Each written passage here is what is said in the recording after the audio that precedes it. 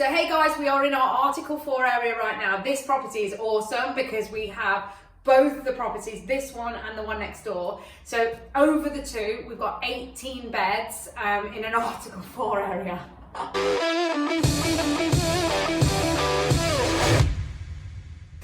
But it was a really fun task. So what we did, and what you should definitely look at doing when trying to work in an Article 4 area, you want to build a relationship with the planning agents, you want to build a relationship with the planning officers. So planning agent is somebody that's going to manage the application for you. If you want to invest in an Article 4 area, absolutely, no question, invest in a great architect and planning agent.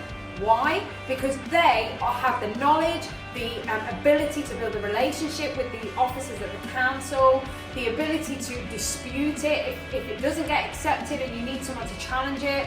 They have the knowledge. They also can search for lots of information about recent properties that may have got the granted notice for changing the use into HMO, but then they'll also know the information for the ones that got refused. So that's why I would absolutely advise somebody that is skilled in this area to manage and work with you when investing in an Article 4 area. So with working with the council as well, so you want to build a relationship with the planning officers at the council, because figure out what it is they want, like what's more likely to get through, what isn't, why, and what things and what challenges are they facing right now. Because listen, most of the reason that they had an Article 4 directive put in place when they started in that area is because at one point there was an over-intensification of HMO in a given street or an area. However, what's happened since they put the Article 4 in place? So in this area, everything has multiplied, so now they have lack of housing. So yes, there are certain areas like the student towns, certain roads that there would be absolutely no chance you would get it through planning to change it into a HMO. But then there's other areas that are scattered around, and that is your job to figure out what those ones are by doing your due diligence and working with an excellent planning agent and architect who can help you do the searching. Now, once you've secured this, once you've done your due diligence, once you've spoken to your planning officers, spoken to the architect, you want to get your offer accepted on the property subject to planning. There's a way, and I'm going to do a different video about how to get an offer accepted subject to planning, how to deliver that to an agent without them going no or getting offended, right? Because listen, how many of you have had a position where you're literally on the phone and you want to say, oh, I want it, but subject to planning, and they're like, oh no, they want to get a quick sale, blah, blah, blah. Listen, planning or not, conveyancing to buy a property takes anywhere between 8 to 10 weeks. So you are lucky if you're going to get it through faster if you're a cash buyer and somebody's like, go, go, go on an auction. But on a normal conveyancing, 8 to 10 weeks. That's the same time it would take you to get planning. So for me, it makes no difference. It's the same thing. So it's just about how you deliver the information to the agent when you're actually getting your price secured. So I'm going to show you how to do that.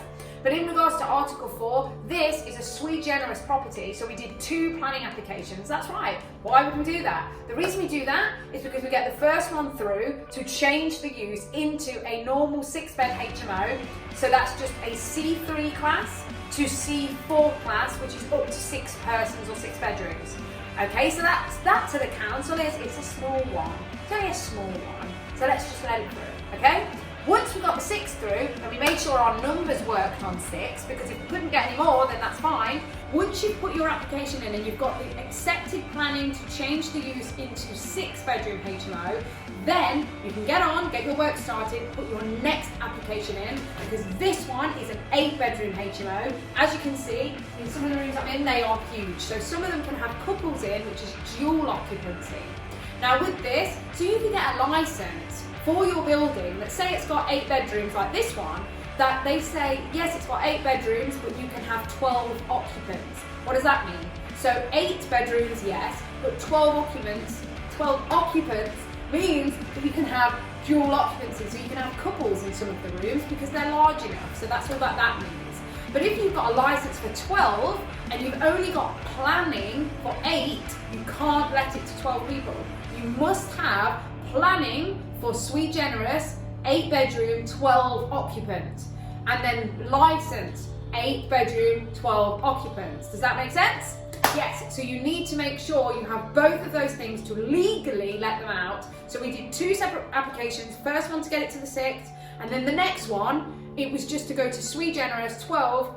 Listen, then the council look at it and say, okay, this is fair enough. It's only an extra couple of rooms. It's only because some of the rooms are large and they want to be able to let them to couples. Do you see how this makes sense? Because literally, if you're going from normal house to 8 bedroom sui generis 12 persons, they're like, whoa, this is a big one. This is going to have a lot of effect on the area.